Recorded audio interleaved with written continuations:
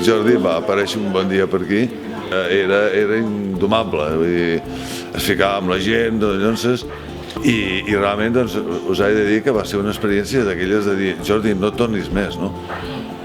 I de cop i volta és allò que dius, hosti, mira de girar la truita, no?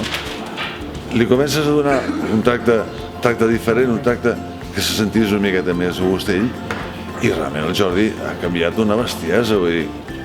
Som cosins segons, hem connectat força bé i a més ell sempre diu que a partir de que ens coneixem, això o ens coneixem molt més properament, fa uns 5 anys aproximadament, doncs diu que té família. Diu, gràcies a Déu, que tinc família. És molt maco tenir família, saps? Sí que és cert doncs, que l'etapa aquesta prèvia, diguéssim, a l'estància, diguéssim, als Comtals, no? Des que ell no vivia als Comtals, sí que és cert que el Jordi, diguéssim que tenia com una vida, potser un pelet més problemàtica.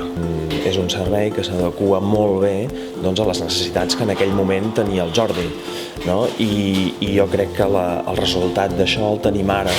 És una persona molt, molt amable, Jordi, sempre estàs allà pendent de la porta per si entra algú, ja vas corrent cap allà i li obre la porta, sempre és optimista, sempre està amb energia, sempre està content, vaja, algú a qui tenir ben a propet.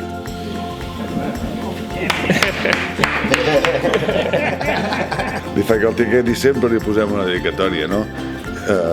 Algo del gran Jordi, o Jordi t'estimem, o sempre una petita dedicatòria al tiquet, no?